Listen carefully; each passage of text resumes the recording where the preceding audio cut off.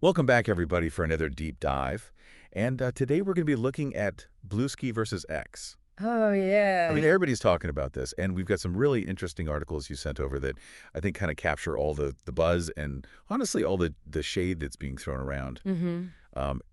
It does seem like Elon Musk's takeover of Twitter, or X as we're supposed to call it now, Yeah. has left a lot of users feeling kind of like, ugh, like not really thrilled with the direction things are going. Yeah. There's a lot of there's a lot of frustration out there. Yeah, I mean, Digital Silk did some research and found that something like 45% of negative X reviews specifically call out Musk. Wow. So, clearly he's a factor in how people are perceiving the platform. Yeah, he's front and center for sure. So I think, what we really want to dig into today is like, what is it about Bluesky that has people so excited? Right. What is it that's making them ditch X in droves? And is this whole like digital sanctuary thing that everybody keeps talking about? Yeah. Is it actually attainable, or is it just kind of like a pipe dream? I mean, it is striking to see this shift, It's Yeah. not just about people wanting new features or, a shiny new interface. It Well, feels like there's this real hunger for control. mm-hmm. Like people want an online experience that feels more authentic Yeah. and less chaotic. Yeah. Yeah. And I think that makes a lot of sense. Mm-hmm. Okay. So for those of us who haven't been like glued to the tech news 24/7, Right. can we just like break it down really simply? Sure. Like, what is Bluesky? Yeah. We know it's decentralized. Right. We know Jack Dorsey, the former, ex-CEO of Twitter, is behind it. Right. But like, what does that actually mean for like the average person who's just scrolling through their feed? Yeah, it's a good question. So think of it this way. Yeah. Traditional social media is like a massive shopping mall, right? Okay. The owners of the mall, they decide everything. Right. Who gets to have a shop, what's on display, even like the music that's playing. Yeah. Bluesky is more like a bustling city. So you've got independent stores, Uh, you've got these like diverse neighborhoods, and you get to choose which streets you explore. I like that analogy. I So know. basically, it sounds like it's all about like more user autonomy. Exactly, you got it. Okay. So Bluesky runs on something called the AT protocol. Okay.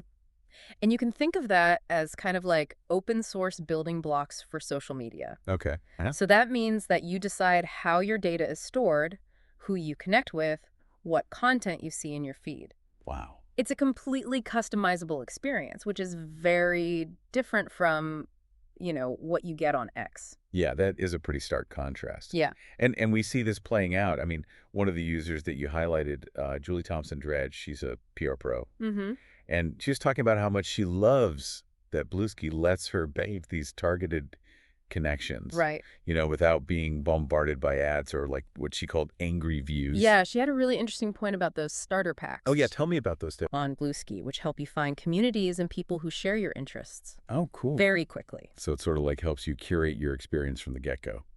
Exactly. And that's a key difference, right? It's Yeah. not about an algorithm pushing, whatever content is going to get the most clicks, Yeah, yeah. which is often driven by, outrage or negativity. Mm-hmm.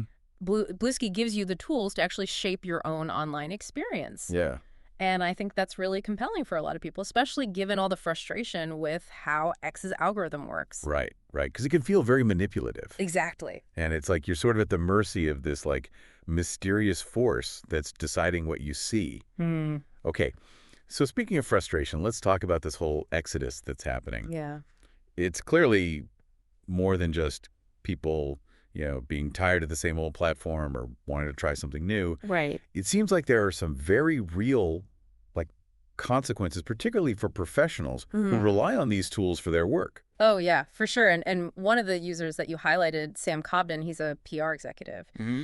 And he was talking about how, he's furious about the fact that features like TweetDeck, which was essential for his workflow, Yeah. are gone. Yeah.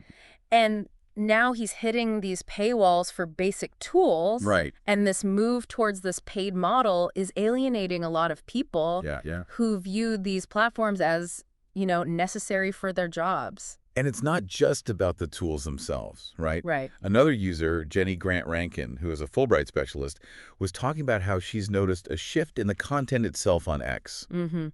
Like, she feels like it's become so overwhelmingly political. Yeah. And she misses when it was more of a place for sharing and discussing, things like scientific discoveries. Right. So it's like there's this question of like, what is the purpose of social media? Yeah, that's a great question. Right. Like, are we there to stay informed? Are we there to connect with like-minded people? Are we there to build our professional networks? Are we there to be entertained? Like, what is... It's probably a mix of all of those Yeah, things. probably a mix of all of those things. But the problem is when platforms' priorities clash with its users' needs and expectations. Totally. And it seems like that's exactly what's happening with X right now. It does seem that way. I mean, all the articles you sent over, they're talking about growing concern over algorithmic manipulation, the lack of consistent content moderation, and just general unease about data privacy. Yeah, there's this kind of like perfect storm brewing, right? That's Yeah. pushing people away. So the question then becomes, is Bluesky the answer? Right. I mean, it's exploding in popularity. I mean, 20 million users? 20 million. They added 1 million in a single day. That's crazy. It's incredible. But can it really live up to all this hype, as this like digital sanctuary? Yeah, I mean, that is the million-dollar question, isn't it?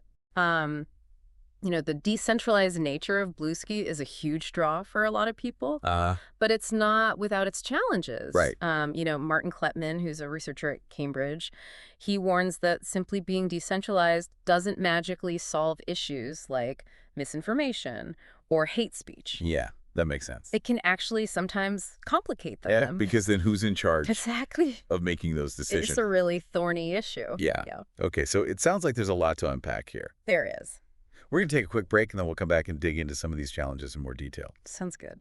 And it's not all just theoretical, right? Like, Bluesky's already facing these exact issues. Right. I mean, their own safety account posted about dealing with like 42,000 content reports Wow. in a single day. Yeah.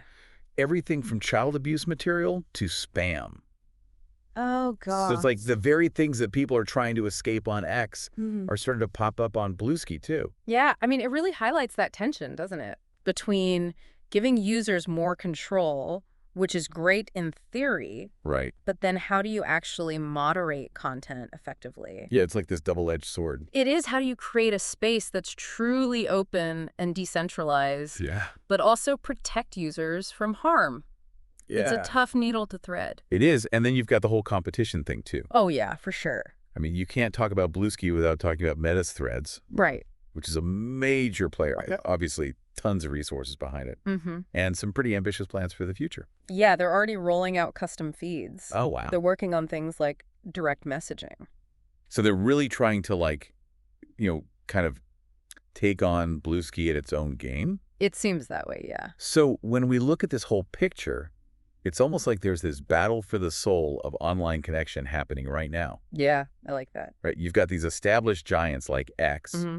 who are struggling to maintain trust and address all these user concerns. Mm-hmm. And then you've got these newcomers like Bluesky and Threads Mm-hmm. who are trying to forge this new path, Right. one that's more focused on user autonomy and hopefully a more positive experience overall. I think that's a great way to put it. So I guess with all that in mind, Yeah. the question for a lot of people is Bluesky worth checking out? Yeah. It's a good question. I mean, it's growing like crazy. We know that. Mm-hmm. But is it just another shiny new toy, or is there actually something more substantial there? I think if you're looking for a social media platform that puts you in the driver's seat, Okay. that values transparency, that's built around this idea of a decentralized community, Yeah. then yes, I think Bluesky is absolutely worth exploring. Okay.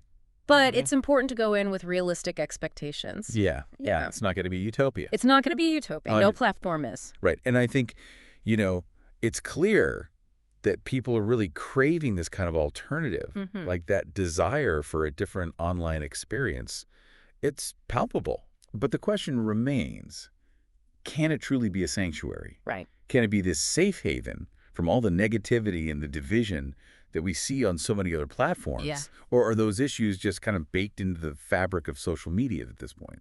I think that's the challenge, isn't it? Yeah. And it's not just a technological one. Right. It's a societal one. Mm-hmm. Technology is a tool. Yeah. And like any tool, it can be used for good or for ill. Right. So it really comes down to us, the users, to shape the culture of these platforms. That reminds me of something that James Kirkham, the chief business officer at Cleats Club, said. Oh, yeah. He said, "We want social safe havens and places which are additive not addictive. Good. Bluesky's rapid ascent underscores a profound truth.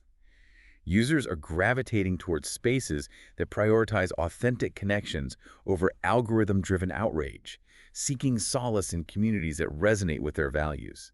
I think you really hit the nail on the head there. Because it gets to the heart of, like, what are we actually looking for in these online spaces? Yeah. Are we just chasing dopamine hits? Right. Or are we genuinely seeking meaningful connection? Yeah. A sense of belonging? Yeah, and I think, a lot of people are starting to realize that constant barrage of negativity and outrage, It's exhausting. it is exhausting. Yeah. It's like you're constantly being pulled into these cycles of anger and frustration. It's no wonder people are looking for an escape. Yeah. A place where they can have more,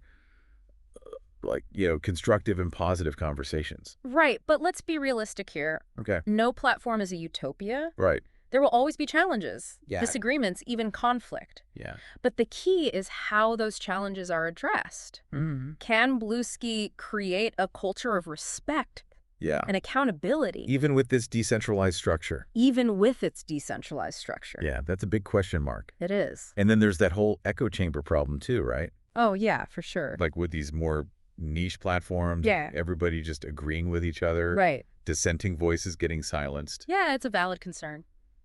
And it kind of speaks to this larger trend that we're seeing, right? Like the fragmentation of information, the rise of filter bubbles. Yeah, if we're only exposed to information that confirms our existing beliefs, Right. it's easy to become more polarized, Yeah. less tolerant of different viewpoints. Right. And so it's like, if Bluesky just becomes another echo chamber, Right. then it defeats the whole purpose of, seeking out this more diverse and inclusive online experience. Totally.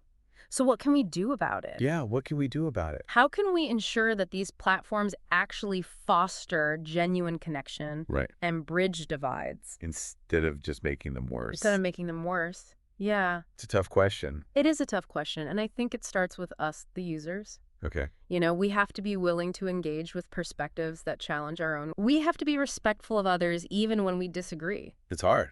It is hard. Oh, yeah. And we have to hold each other accountable Mhm. for creating a positive and inclusive environment. Easier said than done. I know. Yeah. But I think you're right. Like, it has to start with a conscious effort from all of us Yeah. to be more mindful of how we interact online. And it's not just about individual behavior either. Right. The platforms themselves need to create structures and policies Mm. that encourage healthy interactions. Okay, like what kind of things?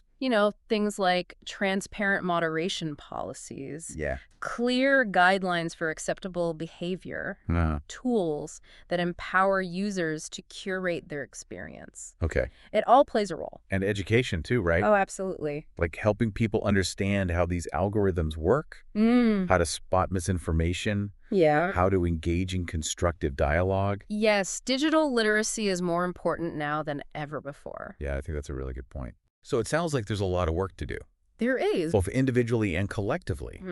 If we want to create a truly better online experience, Sure. it's not going to happen overnight. It's a journey, not a destination. Yeah. And it requires ongoing effort Mm-hmm. and vigilance. But I think you're right. It's a journey worth taking. It is. Okay, so we've talked about the challenges, we've talked about the hopes, the potential pitfalls, but let's kind of like zoom out for a second Okay. and look at the bigger picture. Yeah. Where does Bluesky fit into this evolving landscape of social media? Right. Is it truly a game changer? Or is it just another blip on the radar? I think it's still too early to say definitively. Okay.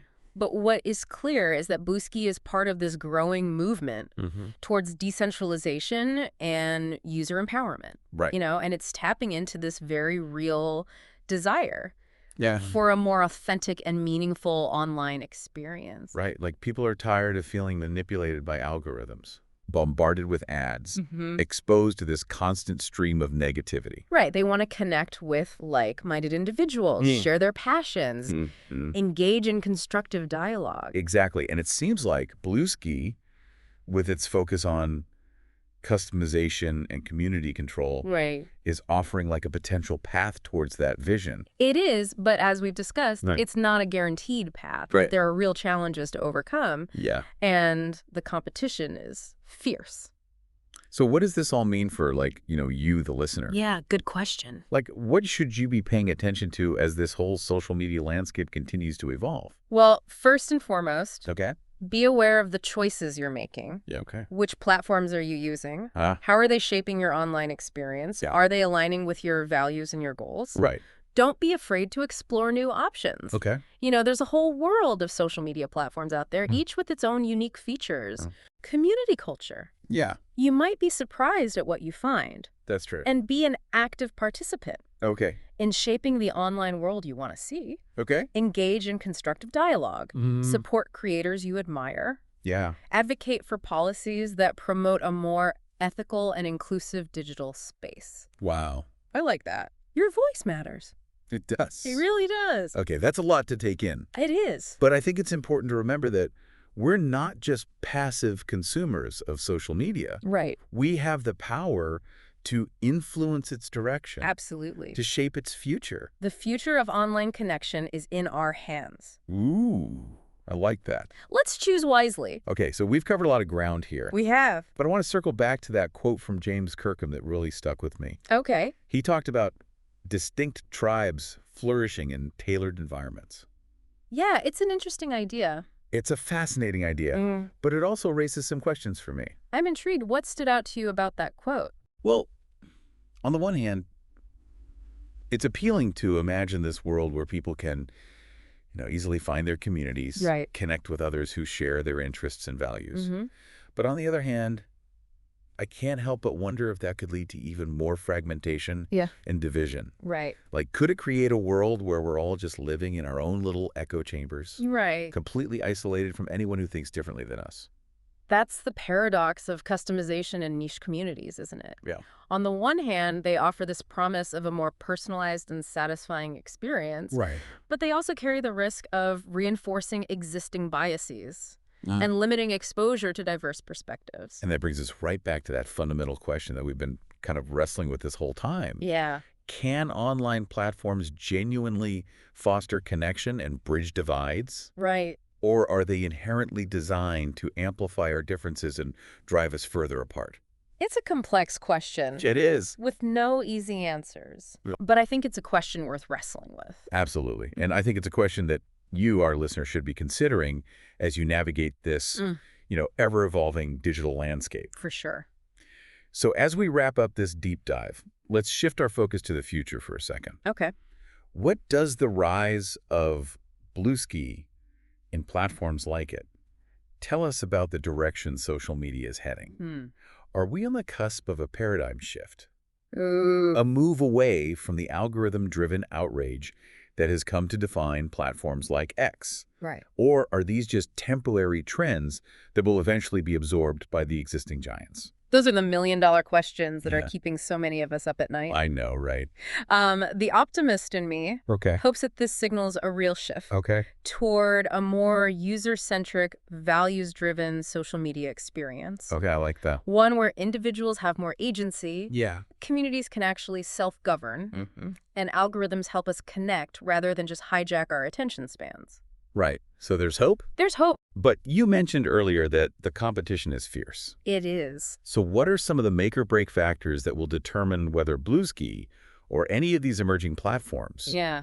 can truly shake things up? Well, I think accessibility is huge. Okay. For Bluesky to go mainstream, it needs to be easy to use, intuitive, Yeah. and welcoming, especially for people who aren't super tech savvy. Right. Not everyone is going to be interested in the nitty-gritty of decentralization. Right. They just want something that works. Exactly. They just want a platform that works and feels good to use. It can't just be a haven for techies and early adopters. Right. Exactly. It needs to have that broader appeal It does. if it's going to make a real dent in the social media landscape. For sure. And that leads us to another crucial factor, I think, which is features. Yeah. People want a social media experience that's engaging, fun, and easy to use. Right. So things like direct messaging, Yeah. a really good search function, seamless integration with other platforms.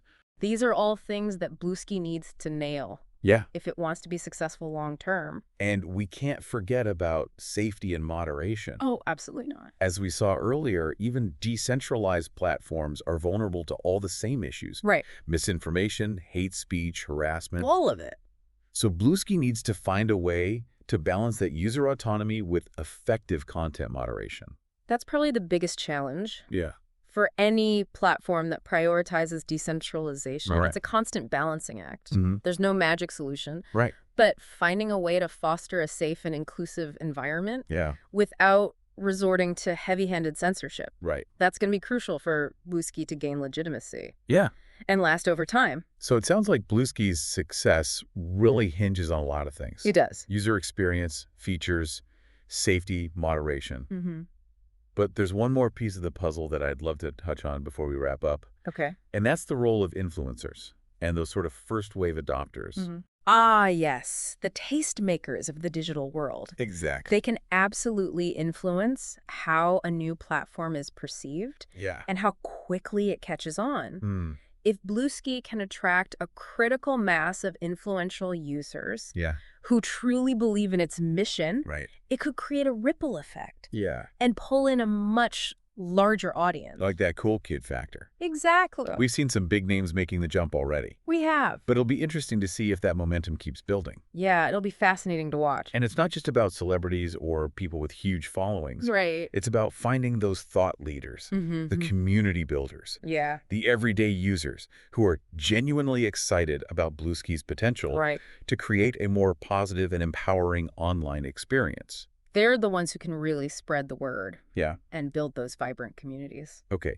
So we've explored the challenges, the opportunities, what's at stake. Mm-hmm. But as we wrap up this deep dive, I want to leave you, our listener, with one final thought-provoking question. Okay, hit me with it. Thinking back to that James Kirkham quote about distinct tribes flourishing in tailored environments. Yeah.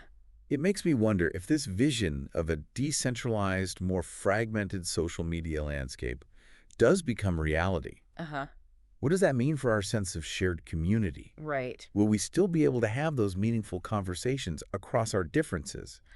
That is such a profound question. It is. And one that we need to be grappling with as a society. Yeah. You know, if we all retreat into our own little echo chambers, how can we even begin to understand and address the very real, very complex challenges Right. that our world is facing? It feels like we're at a crossroads. We are. We can either embrace this fragmentation and accept a world where we're increasingly isolated from anyone who sees things differently than we do, Right. or we can actively work to build bridges, Yes. foster understanding, Yeah. and create a more inclusive and interconnected online experience. And that choice ultimately comes down to each and every one of us. Yeah. The future of online connection isn't some predetermined outcome. It's something that we are shaping right now. Yeah. With every click, every post, every interaction. So to our listener, I urge you, be mindful of your choices online, Yes. engage thoughtfully, Please. and be a force for positive change in this digital world. I couldn't said it better myself. Because the future of connection isn't just about technology. Right. It's about humanity. A beautifully put. And remember, this is just the start of your own deep dive. It is. Keep exploring, keep asking those tough questions, and keep the conversation going. I love it.